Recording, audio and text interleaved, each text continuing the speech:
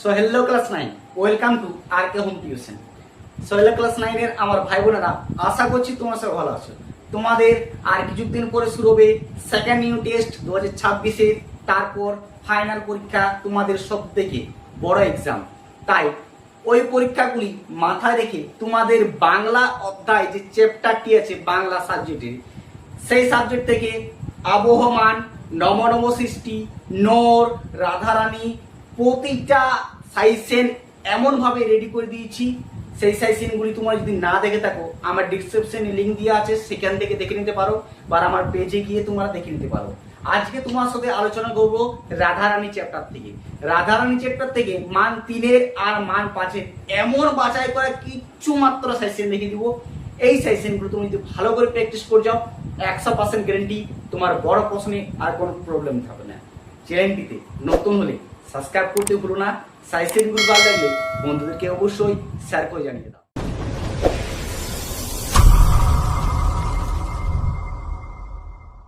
দেখো ক্লাস 9, তোমাদের আজকের ভিডিওটি কেন এত স্পেশাল? আজকের ভিডিওটি তোমাদের সেকেন্ড ইউনিট টেস্ট এবং ফাইনালের জন্য বিশাল ইম্পর্টেন্ট। রাধারানী থেকে সম্পূর্ণ সাইসেনগুলি দেখিয়ে দেবো, যেটি মান 3 আর মান 5 মধ্যে তোমরা আরামসে 100% শিওর এইগুলির মধ্যে কমন পেয়ে যাবে। একটি প্রশ্ন ভালো করে রেডি করে লিখে নাও, আর প্রতিটা প্রশ্ন এখন থেকে প্র্যাকটিস করো। পরীক্ষার আগে তোমার বাজিমাত করবে, এটি কিন্তু শিওর। দেখো প্রথম প্রশ্ন যে সবচাইতে ভেরি ইম্পর্টেন্ট রাধারানী থেকে মোস্ট, যেটা হচ্ছে তুমি মালা বেচো তো আমি কিনি। কে কাকে কথাটি বলেছেন? বক্তা। মালা কেনার মূল উদ্দেশ্য কি ছিল? ভেরি মারাত্মক ইম্পর্টেন্ট প্রশ্ন।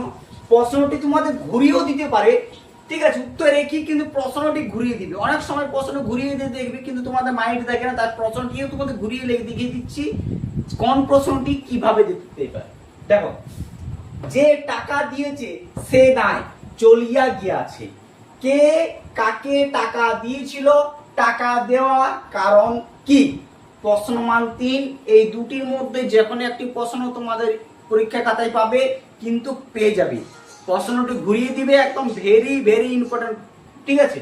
দেখো 2 নম্বর প্রশ্ন হচ্ছে সব থেকে মারাত্মক ইম্পর্টেন্ট, যেটা হচ্ছে তাহার নাম রুক্মিণী কুমার রায়। বক্তাকে কোন প্রসঙ্গে তিনি রুক্মিণী কুমার রায়ের নাম উল্লেখ করেছেন? মারাত্মক ইম্পর্টেন্ট প্রশ্ন, একটি প্রশ্ন কিন্তু ছেড়ে যাবে না। এই প্রশ্নগুলি এতটাই গুরুত্বপূর্ণ, এতটাই রিসার্চ বাছাই করে তোমাদের দিয়েছি যে এতগুলি প্রশ্নের মধ্যে মাত্র 5 থেকে 6টি প্রশ্ন খুবই ইম্পর্টেন্ট। এই প্রশ্নগুলি প্র্যাকটিস করে তুমি যেমনই টাফ প্রশ্ন দেখ, এগুলোর মধ্যে তোমরা পড়বে, এটি নিশ্চিন্তি থাকো, ঠিক আছে? দেখো 3 নম্বর প্রশ্ন হচ্ছে রাধারানী কান্দিতে কান্দিতে কতগুলি বনফুল তুলিয়া তাহার মালা গাঁথিল। রাধারানী এমন আচরণের কারণ কি? মারাত্মক ইম্পর্টেন্ট প্রশ্ন, বারবার বলছি, প্রশ্ন কিন্তু একটু ছেড়ে যাবে না। দেখো 4 নম্বর প্রশ্ন হচ্ছে এই রূপ যে ব্যক্তি রাধারানীকে লইয়া চলিল, সে ব্যক্তিকে এরূপ বলতে লেখক কি বলতে চেয়েছেন? এই 4টি প্রশ্ন তোমার দিলাম, এই 4টি প্রশ্নের মধ্যেই তোমরা পড়ে যাবে। এই 4টি প্রশ্নের মধ্যে তোমাদের পরীক্ষা হলে কোশ্চেন পেপারে এই প্রশ্নগুলি পাবে। বাড়তি আরো যে প্রশ্নগুলি সেটা যদি পুরোটি প্র্যাকটিস করে যাও, রাধারানী থেকে তোমার আর কোনো বড় প্রশ্নের চিন্তা নেই, একদম 100% শিওর। প্রতিটা প্রশ্ন ভালো করে প্র্যাকটিস করো। আর তোমাদের তো বললাম, তোমাদের শুধু রাধারানী নেই, প্রায় প্রতিটা বিষয়ে অধ্যায় ভিত্তিক সাইসেন দেওয়া হয়ে গেছে। তোমাদের আকাশে 7টি তারা, রাধারানী, ঠিক আছে, যতগুলি দেওয়া আছে, প্রতিটা সেকেন্ড ইউনিট টেস্টে যতগুলি তোমাদের বিষয় আসবে, প্রতিটা অধ্যায় ভিত্তিক সাইসেন অলরেডি আমাদের ইউটিউব চ্যানেলে ছাড়া আছে। সেইগুলো তুমি যদি না দেখে থাকো, ডিসক্রিপশনে লিঙ্ক দেওয়া আছে, সেকেন্ড থেকে দেখে নিতে পারো, বা আমার পেজে গিয়ে প্রতিটা সাইসেন ভালো করে প্র্যাকটিস করো। এবার 5 নম্বর প্রশ্নটা দেখে নাও, সবথেকে গুরুত্বপূর্ণ। আর তাহারে সংস্থান রইল না, কাদের কেন এমন পরিস্থিতি? এই প্রশ্নটি খুবই দয়ালু এবং মারাত্মক ইম্পর্টেন্ট প্রশ্ন, বারবার বলছি, ভালো করে প্র্যাকটিস করো। 6 নম্বর প্রশ্ন হচ্ছে রাধারানী ক্ষুদ্র বুদ্ধিটুকু ইহা বুঝিতে পারিল। কি বুঝতে পারিল? ক্ষুদ্র বুদ্ধিটুকু বলার কারণ কি? এই প্রশ্নটিও তোমাদের ঘুরিয়ে দিতে পারে, ঠিক আছে, বারবার বলছি প্রশ্ন তোমাদের ঘুরিয়ে দিতে পারে, ঠান্ডা মাথায় প্র্যাকটিস করো। লাস্ট প্রশ্ন হচ্ছে 3 নম্বরে, আর দেবো না, ঠিক আছে। দেখো, কিন্তু কণ্ঠস্বর শুনিয়া রাধারানীর রোদন বন্ধ হইল। রাধারানীর রোদন বন্ধ হওয়ার কারণ লেখো। এই যে মাত্র তোমাদের 7টি 3 নম্বরের প্রশ্ন দেখিয়ে দিলাম রাধারানী থেকে, এই 7টি তোমরা প্র্যাকটিস করো, এই 7টির বাইরে তোমাদের প্রশ্ন আসবে না, এটি তোমরা শিওর। দেখো ক্লাস 9, এবারে তোমাদের সাথে যে 5 নম্বরের প্রশ্নগুলো আলোচনা করব, এই 5 নম্বরে মাত্র 4টি, হ্যাঁ ঠিক শুনছো, মাত্র 4টি 5 নম্বরের রাধারানী থেকে দেখিয়ে দিচ্ছি, এইগুলি প্র্যাকটিস করো। এখান থেকে তোমরা 100% শিওর কমন পেতে চলেছো। দেখো, প্রথম প্রশ্ন যে সব থেকে বেশি ভেরি ভেরি ইম্পর্টেন্ট, রাধারানী গল্প অনুসারে রাধারানীর চরিত্রটি লেখো।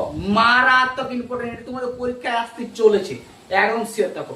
অথবা যদি তোমাদের না দেয় রাধারানীর চরিত্রটি, রুক্মিণী কুমার রায়ের চরিত্রটি প্র্যাকটিস করো। রাধারানী আর রুক্মিণী কুমার রায়, এই দুটির মধ্যে যখন একটি পড়তে চলেছে, এটি তোমরা শিওর থাকো, ঠিক আছে। দেখো, 3 নম্বর প্রশ্ন হচ্ছে, অগত্য রাধারানী কান্দিতে কান্দিতে ফিরিল। রাধারানী কে, সে কোথায়, কি উদ্দেশ্যে গিয়েছিল, সে কাঁদতে কাঁদতে ফিরল কেন? মারাত্মক ইম্পর্টেন্ট প্রশ্ন, তোমাদের মান 5-এর এইগুলি তোমাদের আসতে চলেছে, এটি কিন্তু শিওর থাকো, একদমই মিস করো না। আগে তোমাদের মান 3-এর যতগুলি সাজেশন দেখালাম সেইগুলি পুরো কমন, আর মান 4-এর যতগুলি দেখাচ্ছে সবগুলি কমন, একটি কিন্তু মান 5-এর ছেড়ে যাবে না। দেখো, 4 নম্বর প্রশ্ন হচ্ছে সব থেকে ভেরি লাস্ট ইম্পর্টেন্ট প্রশ্ন হচ্ছে, মোকদ্দমাটি বিধবা হাইকোর্টে হারিল। উক্তি কোথায় থেকে নেওয়া হয়েছে, কোন মোকদ্দমার কথা বলা হয়েছে, মোকদ্দমাটি হারার বিধবার কি হয়েছিল? এই প্রশ্নটি মারাত্মক ইম্পর্টেন্ট প্রশ্ন, সবচেয়ে দুঃখজনক প্রশ্ন, একদমই মিস করো না। প্রতিটা প্রশ্ন ভালো করে প্র্যাকটিস করো, আর চ্যানেলটিকে নতুন হলে সাবস্ক্রাইব করতে ভুলো না। সাইসেন ভালো লাগলে বন্ধুদেরকে অবশ্যই শেয়ার করে জানাও। এখানে শুধু তোমাদের বাংলাটাই প্রায় প্রতিটা বিষয়ে ভালো ভালো সাজেশন দেওয়া হয়।